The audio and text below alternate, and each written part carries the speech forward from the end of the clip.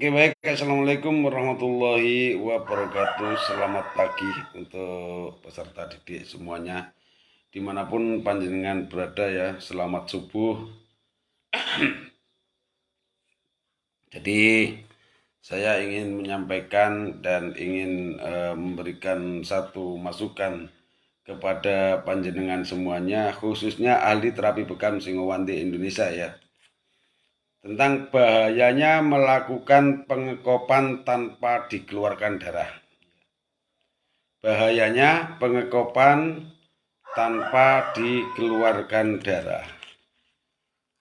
Memang satu sisi ada sisi positifnya. Ada sisi positif kalau tahu tentang titik-titik penyeimbangnya antara hawa panas dan hawa dingin.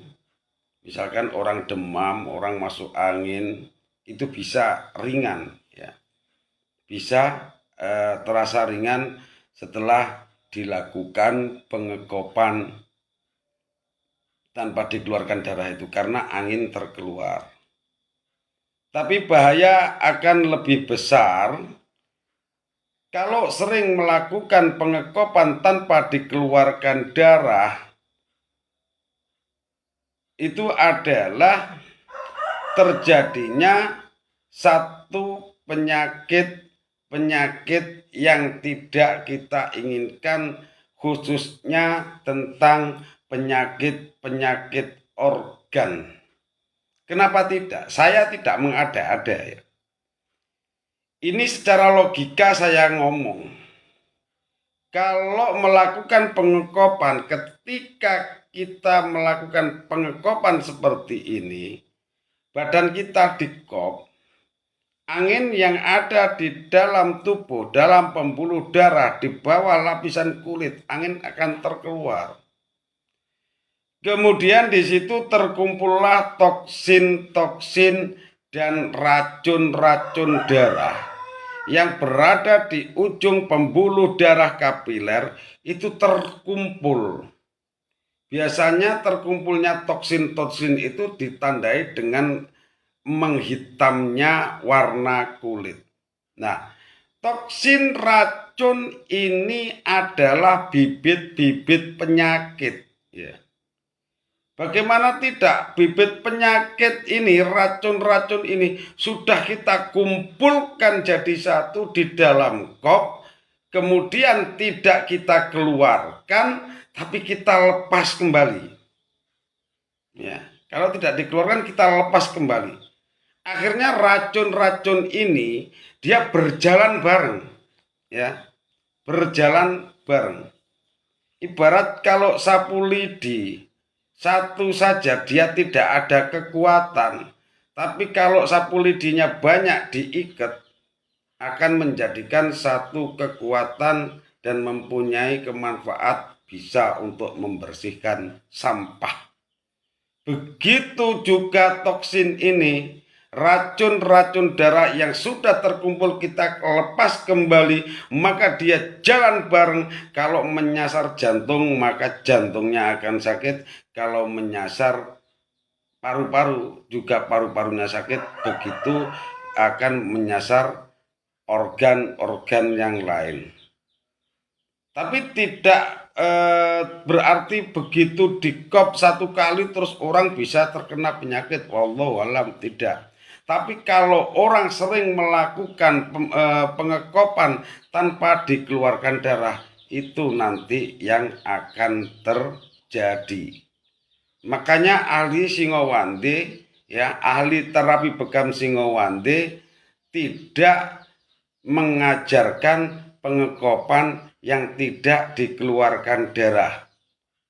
Jadi ahli terapi bekam Singowandi, saya sebagai pengajar memberikan satu pelajaran, yaitu mewajibkan setiap kali pengekopan harus dikeluarkan darahnya.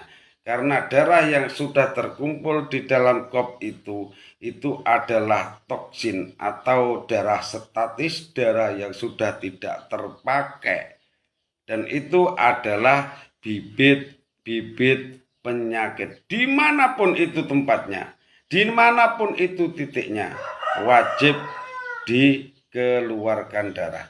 Ini yang perlu saya sampaikan dan banyak orang tidak tahu sehingga disamakan antara pengekopan yang mengeluarkan darah dan pengekopan yang tidak mengeluarkan darah, itu disamakan, padahal ada bahayanya.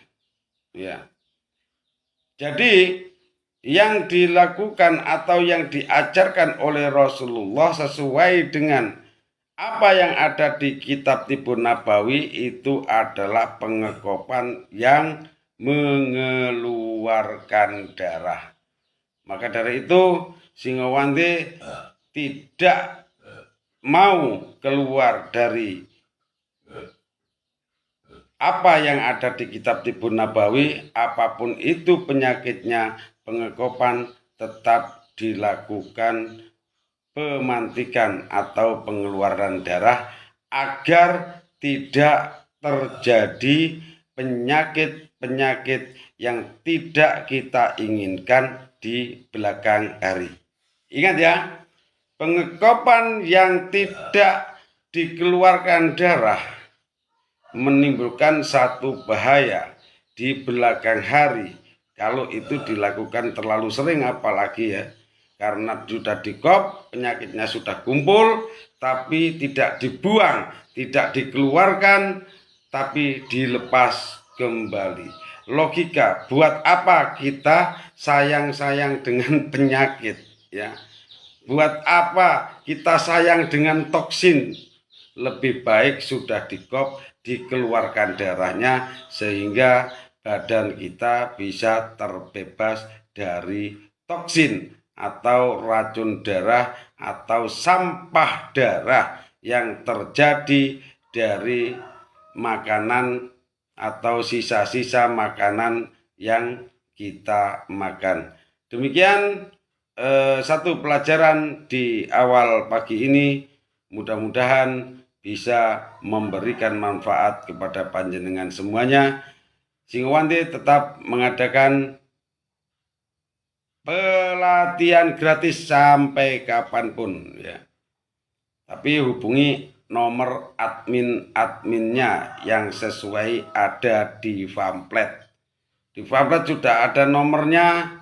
Admin masih tanya kapan pelaksanaannya, di mana tempatnya, langsung kontak saja. Sudah ada nomornya, langsung kontak. Jadi orang tuh sat war sudah beres, nggak banyak tanya, nggak bertele-tele. Wassalamualaikum warahmatullahi wabarakatuh.